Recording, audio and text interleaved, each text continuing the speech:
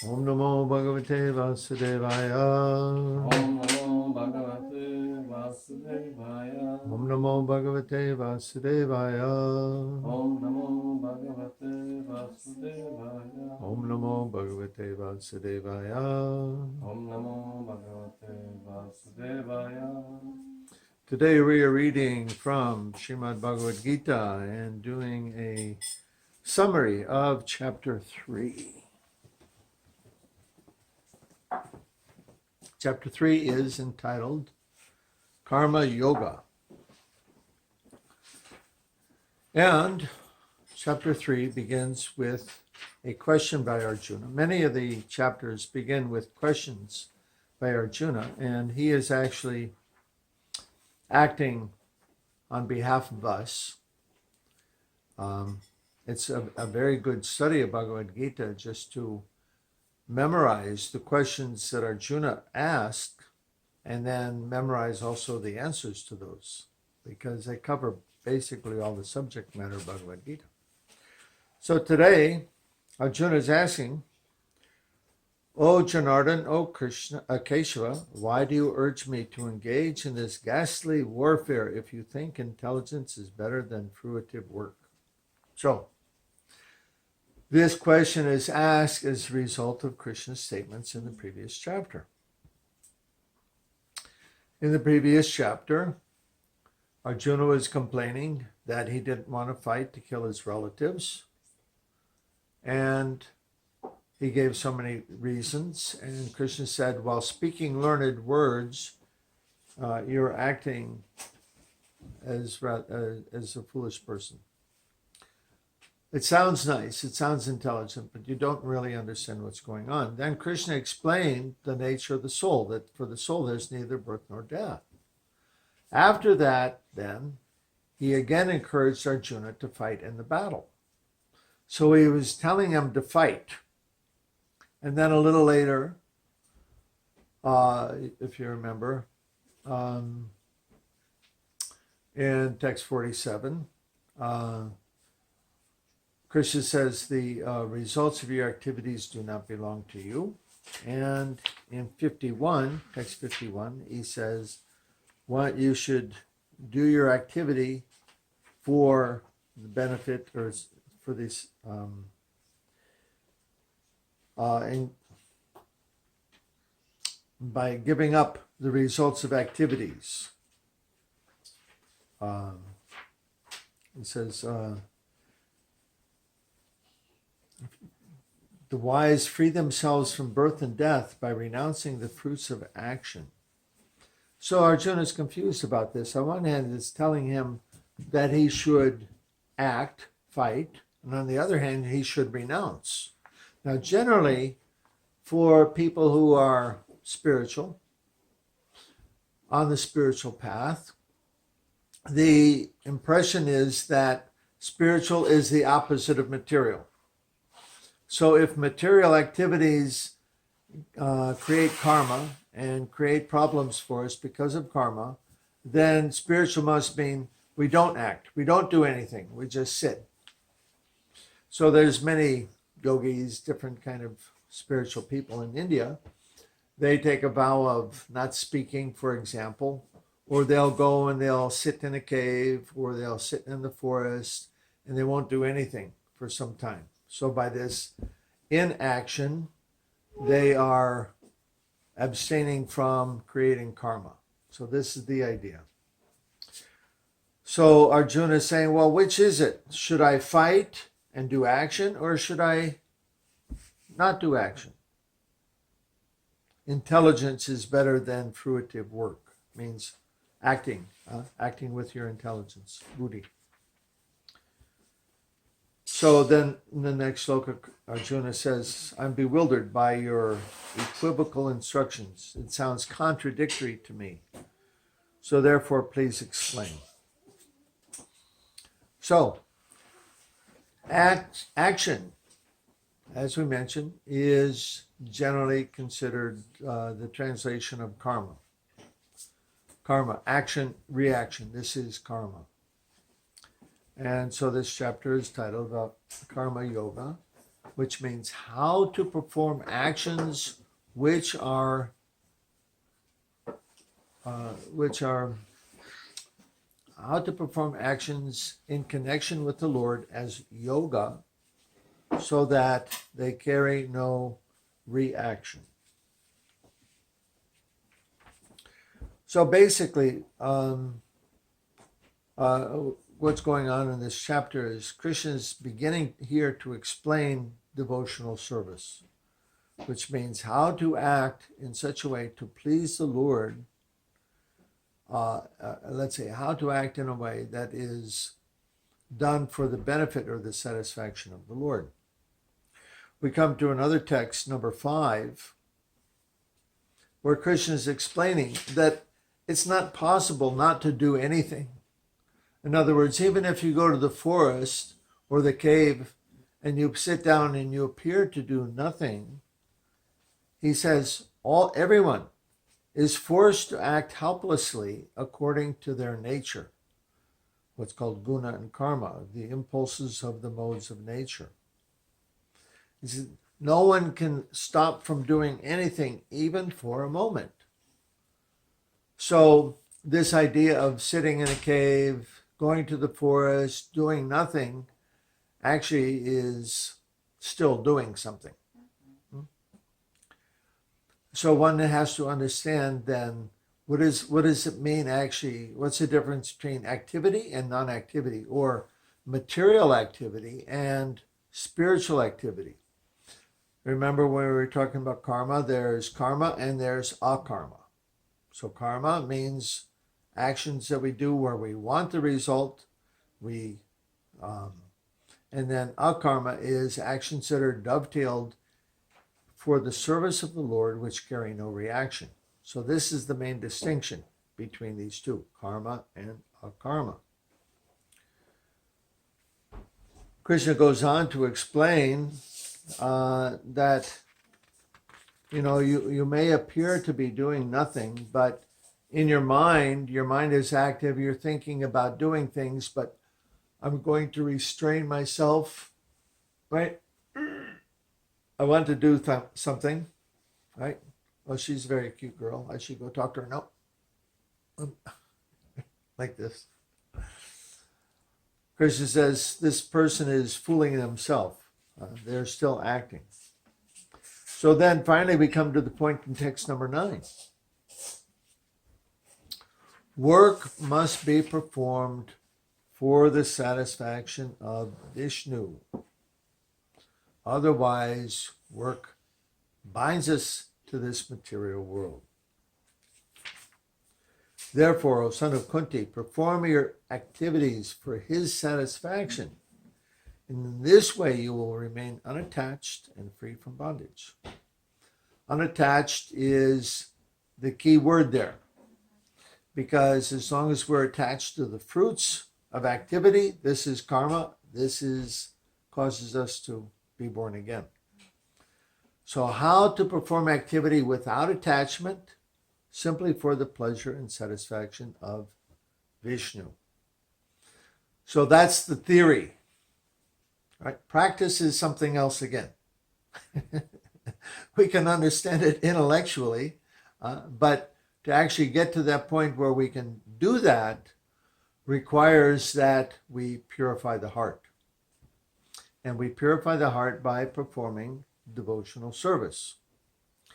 In the Srimad Bhagavatam, it is explained that as one performs devotional service, their heart becomes purified, and the result of that is that they automatically achieve detachment or renunciation.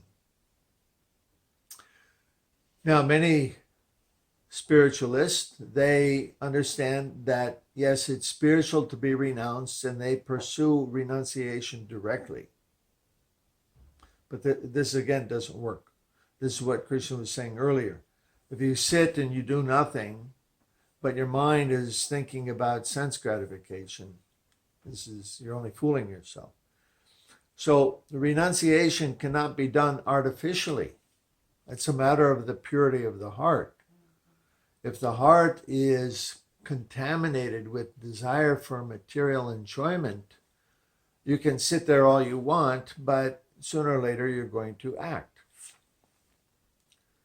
So there's a story about that. What was his name? The Muni who was meditating in the Yamuna River? Not Parashara. Saurabha Muni. He was a very great yogi, and he used to sit and meditate underwater. And Garuda, the bird who is a carrier for Vishnu, because he's a bird, birds eat fish, so Garuda would come there sometime and get birds. So the Muni cursed Garuda. You can't come here. He had, he was meditating underwater. He saw the fish all the time. He thought, oh, they're nice, innocent creatures. Garuda, you cannot come here and eat fish. If you do, what will happen? Anyway, some bad thing would happen. So this is not a proper thing to do. Garuda is very, very powerful living being. As a bird, his proper food is fish. So that was not proper on the part of the Muni to curse him. So as a result of that curse, later, the Muni, who was trying to be detached from material activities, meditating underwater, one day he happened to see two fish copulating, and he became sexually agitated. So he had to give up his meditation and leave the water, and he went and got married. Actually, he went to one king to ask for one of his daughters for marriage, but he was very attractive, and the king had many daughters, and they all wanted to marry him. So he wound up with many, many wives. Anyway, he was not, although he was meditating and he was controlling his senses, he was not free from material desire. So that when there was a slight agitation, that desire overwhelmed him, and he became victim of that. So the point is that renunciation is a byproduct of purifying the heart, and this is the result that comes by performing devotional service to the Lord. So then, how to act with another word, vikarma. Oh, no, I'm sorry, akarma. Akarma, not vikarma. Vikarma is something else. Akarma. So then Krishna starts from there. In the beginning of creation, the Lord of creatures sent forth all men and demigods, along with sacrifices for Vishnu, and blessed them by saying, "Be thou happy by this sacrifice, because its performance will bestow upon you all desirable things." So the Lord gives us methods by which, if we follow, these are called laws, scriptural rules or injunctions, laws. Which sloka is this? Number 10. And if people follow them, there's no karmic reaction. So, when the children are small, they're trained in proper execution of spiritual principles, so that when they become adults, they can live their lives in accordance with scriptural rules, and they can go up. They can elevate themselves. So now we'll fast forward to a few more verses, number 13. And this verse explains how to eat without having any reaction. The devotees of the Lord are released from all kinds of sins because they eat food which is offered first for sacrifice. Others prepare food for sense enjoyment, and they eat only sin. So, the other day I mentioned to you that we instruct you about this. So the process for doing this is that we prepare the food, and when we're preparing it, we're thinking, let me cook this nicely because Krishna will eat it. Just like a mother, she's preparing food for her children. She wants her children to be happy being fed like this. Or grandmother, you're a grandmother, so maybe you know how that is. So but instead of thinking for our own enjoyment, we think, let me cook this nicely for Krishna. Now, this is what's going on in the spiritual world, right? In the spiritual world, everybody's doing their activities to make Krishna happy. He's the center of all attention. And what we're doing in Bhakti Yoga, we're preparing ourselves, we're training ourselves how to enter into that association, into that arrangement in the spiritual world. So this is part of the practice. So we cook, we put the plate on the altar, maybe you've seen here. We put the food before the deities. Actually, it's offered to the spiritual master first. And then it goes through the chain of disciplic succession. Spiritual master offers to his spiritual master, and so on like that. And then it becomes, then Krishna tastes it, and it becomes spiritual food. So spiritual means absolute. So Krishna can eat it, but it's still there. But it becomes transformed into what we call prasadam. Prasadam means mercy, means spiritual food, and it has very great spiritual potency. In 1975, Srila Prabhupada came to Miami, and we went down to see him. And the Miami temple is semi-tropical area. And there's, in the backyard, there was a big banyan tree. And we took Prabhupada's Vyasa-san, his big chair, we put it outside under the tree because there's a lot of devotees and they couldn't all fit in the temple room. So we had the program outside. And Prabhupada was very relaxed at this time, very informal. The only time that I saw Prabhupada like this. And he was sitting back on the Vyasa-san and just chatting with the devotees.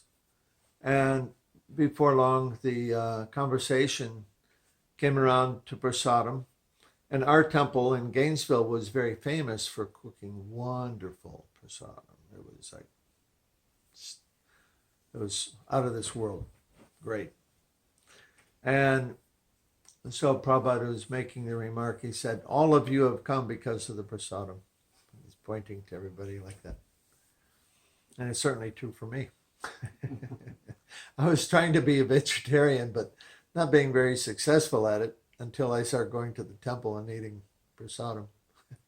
And then the taste was so wonderful that I completely forgot about meat. Anyways, prasadam has spiritual potency, and simply by eating, we become purified. So, this verse, devotees of the Lord are freed from sinful reaction because they eat food which is first offered for sacrifice. So it has that result. It not only tastes good, but it's spiritual purifying, and it frees us from karma. So this is one of the answers to your question. You ask how to become free from karma. One is prasadam. And Prabhupada told us that for people who take prasadam, actually Prabhupada said, for the mass of people, they're not going to become very much interested in spiritual life. That's just not going to happen. They're not at that level. Spiritual life is a series of progressions from one step to the other. So he said, for the mass of people, kirtan, chanting Hare Krishna, and prasadam. And by this process, they make progress. So much so that in the next life, they're guaranteed to at least take a human form of life. Whereas many people who are not interested in spiritual life at all, they very easily can be born in the animal species again.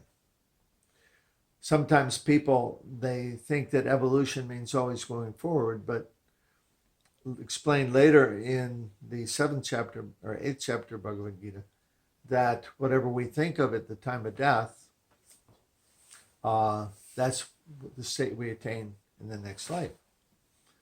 So if we think about our kitty cats, our pet cats, at the time of death, we'll take birth as a cat, or our dog, and there's some stories about that. We won't go into that now, but one very powerful sage became very spiritually advanced, but he had a pet deer and he became attached to that deer, and while dying he thought of that deer, and next life he had to be born as a deer.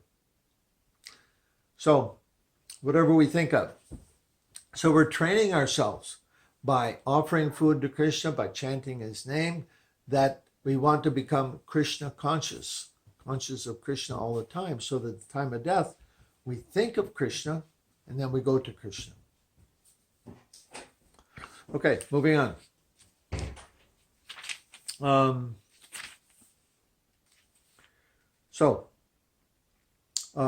It's explained 2:16 about the process that's given for sacrifice. Those who do not perform this prescribed system of sacrifice lead a life of sin. So let's explain that, because this idea of sin is not well understood. I was raised as a Catholic by my parents, and when we were teenage boys, we always used to joke that all the things that are fun that people really like to do, God made a sin. So God is very cruel. So, but why? Why? Because we don't understand. What does it mean to be sin? In Catholic Church, it's simply dogma. This is sin and that's not sin. It's just like, why? But they can't explain it. Huh? So why is it sinful? Those activities which take us further away from God, those are considered sinful. And that's why. Because we're going in the wrong direction. Those activities that bring us closer to God, those are pious. So we must understand that we're spiritual beings. We have free will, and we can go either way, away from God or toward God. So sinful activity, those things which cause us to forget our spiritual nature, cause us to become absorbed in the body and material things, and cause us to be born here again and again and again. Spiritual activities are those that liberate us and free us and help us come closer to God. So, if we follow the rules of the Vedas, the scriptural injunctions, then we come closer to God. Otherwise, it's sinful. Okay, 18 is another important verse. A self-realized man has no purpose to fulfill in the discharge of his prescribed duties, nor has he any reason not to perform such work, nor has he any need to depend on any other living being. So, generally, every activity has a purpose. So this statement is rather striking because Krishna is saying, a self-realized man, he has no purpose that he's doing when he's performing his activities. So then, okay, you think, well, why is he doing them? This means he has no personal motivation in the affair. His motivation is simply to please the Lord. A spiritually advanced person stops performing activities for his own, her own satisfaction, and they do them for the satisfaction of the Lord. So when it says he has no purpose to fulfill, it means he has no personal purpose to fulfill. And so finally, then we're at the, a Christian says, without being attached to the fruits of action, one should act as a matter of duty. For by acting without attachment, one attains the supreme. So that's then karma yoga. That's the whole idea of karma yoga. That we perform our activity without attachment for the purpose of pleasing Krishna.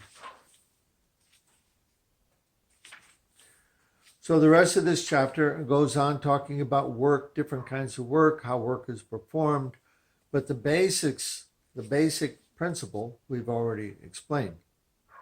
And the rest of this becomes details in how that is carried out. So in other words, the rest of the chapter is looking at activity and work from different kind of perspectives. From the perspective of the Lord, from our own personal perspective, and so on. And so Krishna is explaining again and again, he reiterates his point many times. If you study this chapter, you'll see he's coming at the same point from different directions and repeating the same thing again and again to drive it into our head, that we must act for the satisfaction of the Lord.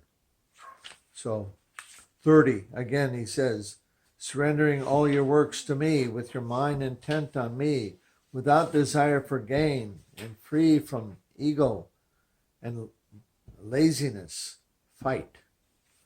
So fight for Arjuna is his service. For us, fight, it means something else. Whatever our activity is, we substitute it for the word fight. This means we act for Krishna in that way. Prabhu, Yeah. you said laziness. Yeah, that's what it says. Lethargy. Free from egoism and lethargy, fight.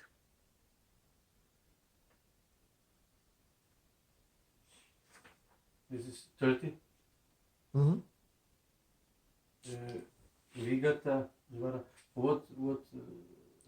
The last word, the second to last word in that translation. Without desire for gain and free from egoism and lethargy, fight. Is it translated like that? Малодушност. Не, безсвоятен е друго. Vigata Jvaraha. Last word. Second to last. The last word here is fight. So, it depends on the translation. They may not translate exactly like that. But I look in word by word. What you have? Oh. Word by word. Nirmama. Without ownership. Oh, no, that's free from egoism. Last word, I think, here is Vigata Jvaraha. Last word. Yeah.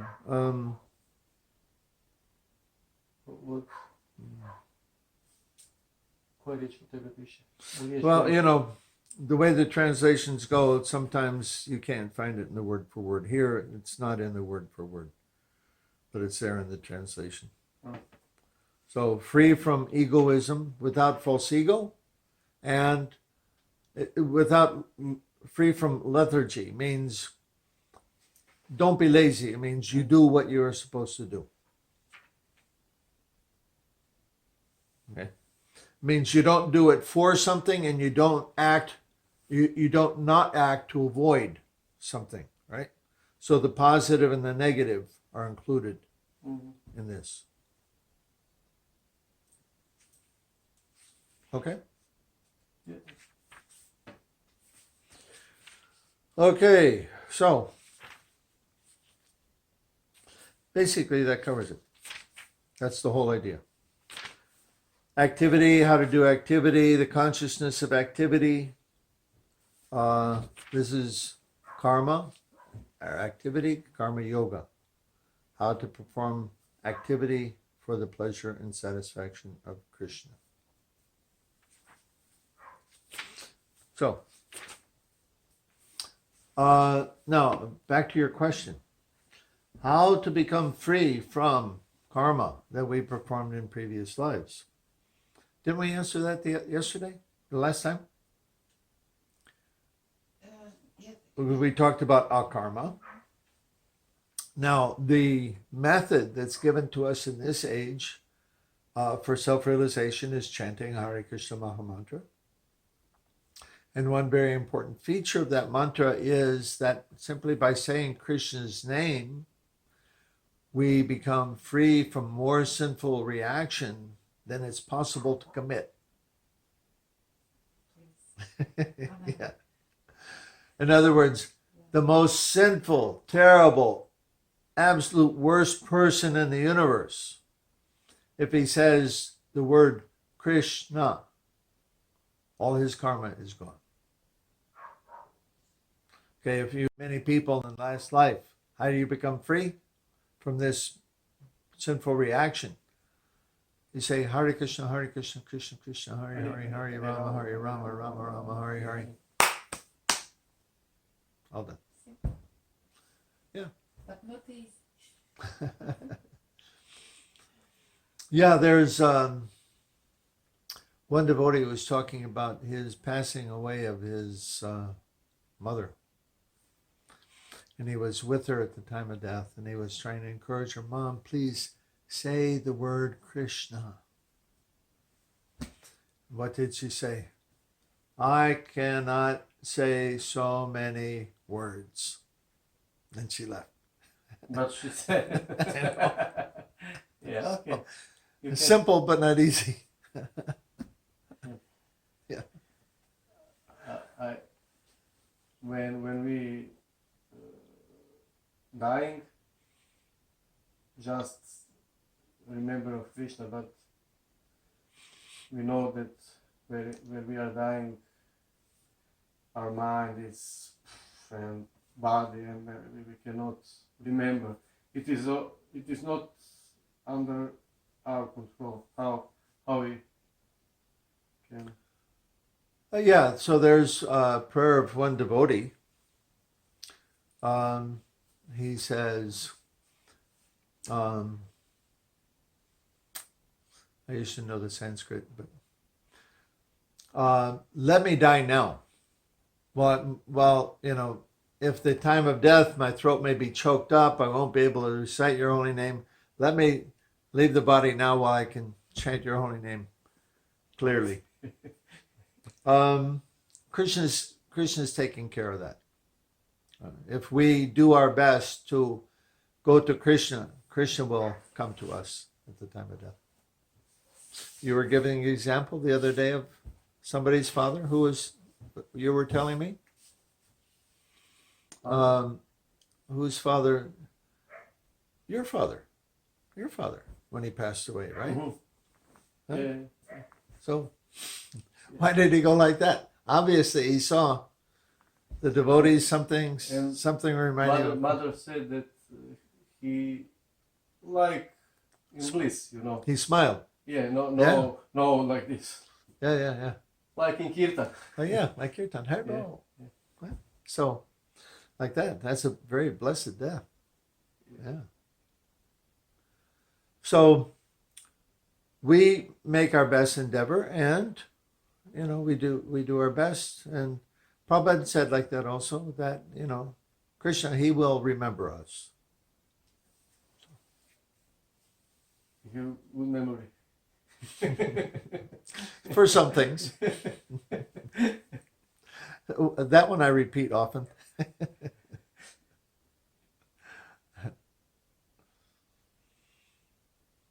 Oh, any question about karma?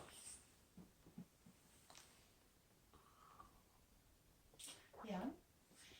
For example, I can chant Hare Krishna lots of time in a day, but my activity is opposite of the. Uh-huh. That is some. Yeah. Situation We can't immediately change everything. In other words, you're dirty, right? You go into the shower, you're not immediately clean. You have to put the soap everywhere, huh? So the same thing. Our consciousness, our heart is dirty from so many lifetimes of material activity. So it takes some time to purify everything. But, you know, we start. If somebody is in the shower, you can't criticize them. Oh, you're so dirty. Well, I'm in the shower. You know? So that's we begin. Huh? We begin the process of purification. And it's not going to happen immediately. There are many, it's a science. Like science. Okay, you do some things with your herbs and so on. You make some things. You know, if you don't do it properly, you don't get the proper result. Okay, chemistry, right? So the science is if you perform it properly, you must get the result. So Krishna consciousness is a science. And first thing, of course, learning the science. Second thing is practicing. You know, it requires is what's called the change of heart.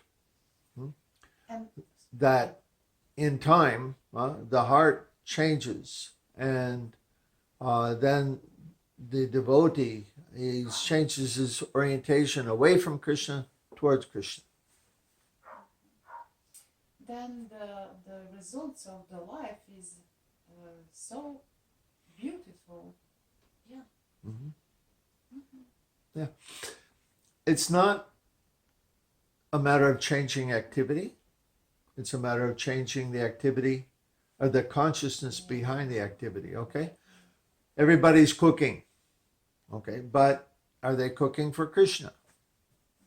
No. So we learn, we have to practice learning to cook for Krishna. Let me make this nicely. Krishna will taste it.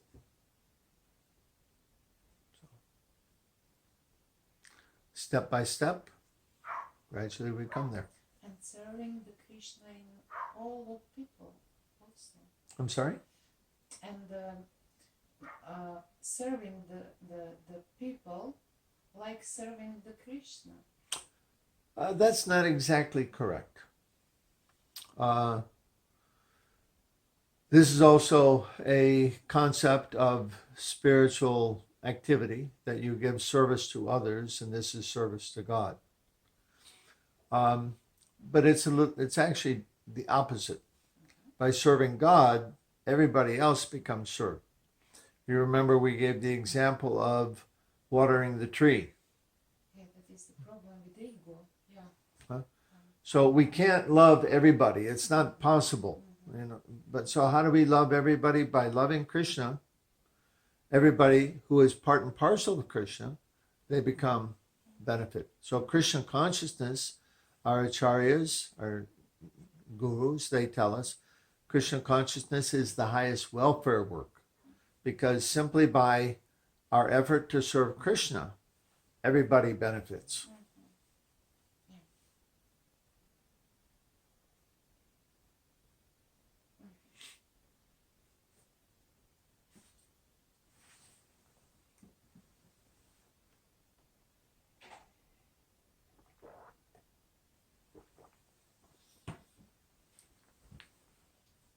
Ti ovo zadnje rekla, služeći druge, služimo Boga. To si rekla?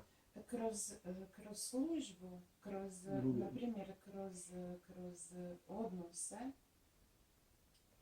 služimo kroz druge služimo Krišnu. Aha, to si rekla. Da. Razmišljam. Sad sam slušao baš. Lekcije, nešto. Ovisi kakih služiš, ne? Recimo, Prabhu, you every night serve us, with lecture. Yeah. I asked Daniela what she mean about serve others. There is different kind, Many, Yeah. so many different kinds. Yeah. So for the guru, for example, there's two aspects, Vani and Vapu. Okay? Vapu means the body, Vani means his teachings. So many devotees would ask Prabhupada, how can I serve you? He's one person. You don't require so many persons to take care of your body. You know, somebody would do wash and iron his clothes or cook his food, but that's very limited amount. So he asked, okay, you follow my instructions. You serve my Vani, my instruction. So like that. So we serve, here, his guru, not present. Jayapataka picture is there. So he's serving instruction. Or Prabhupada is guru for all of us. We are serving his instruction. So like that. Or we can do some service for each other. Okay. You offered me some juice. This is also service. Thank you. It was very tasty. So like that. This is the idea. Service is done in a positive way with the desire to give some pleasure, satisfaction. The definition, there's a specific definition of service to Krishna. It must be performed in a way that is meant to please Krishna, right? And without any motivation for oneself. So that's pure service. In the beginning, not likely we can do pure service because we are not pure ourselves. So we say, okay, it's for Krishna and it's for me too. I will, right? Let's see. Krishna likes pizza. So I like pizza. So let me offer pizza to Krishna. Okay. So Krishna likes the pizza. Krishna gets the pizza, but we get the pizza also. So it's an example. Okay. As we purify our heart, we come closer and closer to performing pure service for Krishna without any personal or selfish motivation. Takes time.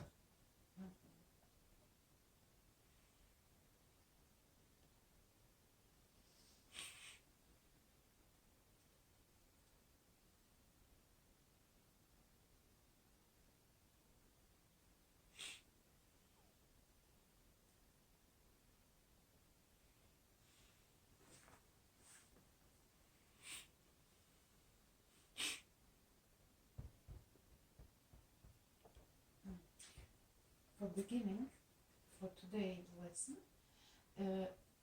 if is correct action, that is also a way for cleaning the karma. Correct action?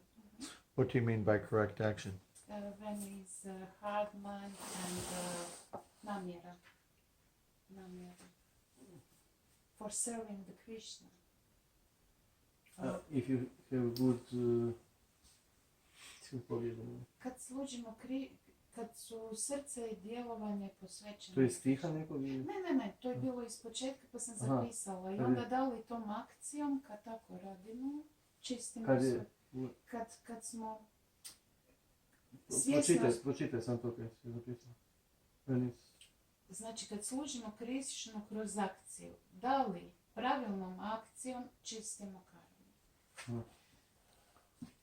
When we serve Krishna through the action, did we, with proper action, clean? In this situation, clean heart and clean. Yeah. Okay. For example, let's this idea of correct action. So, text number 15. This is the idea of correct action.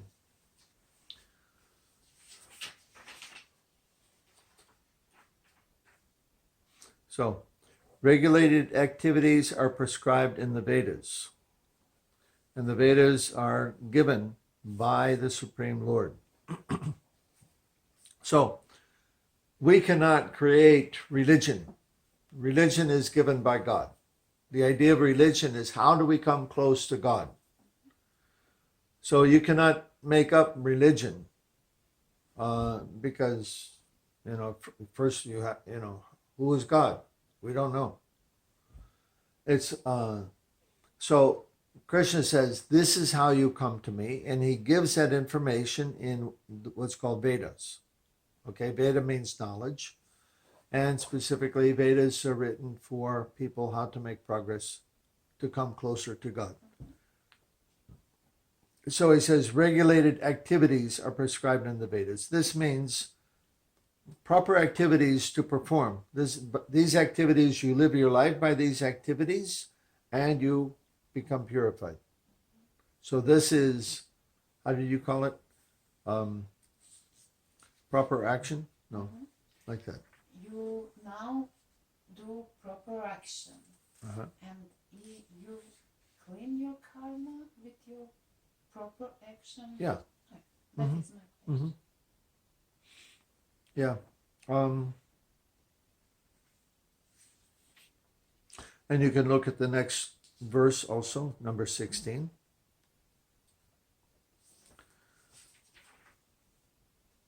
A person who does not follow this prescribed system of sacrifice leads a life of sin. Life of sin, again, is I do activities for my own satisfaction. That creates karma. It takes me away from God. Okay? But if I follow the rules given in Vedas, then I come closer to God. Like that. So that's proper action. Yes.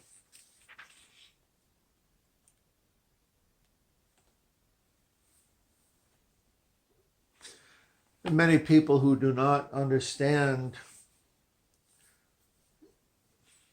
the basic fundamentals of spiritual truth, spiritual reality, they're trying to be spiritual, right? They want to be spiritual. And so they create so many different ideas.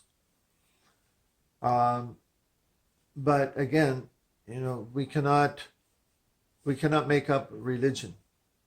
That's given by God. So we have to follow the system that's given by the Lord, and then we can make progress. Okay?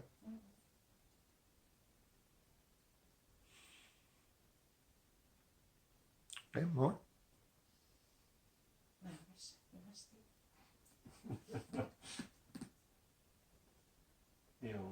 So I'd recommend that you read this chapter.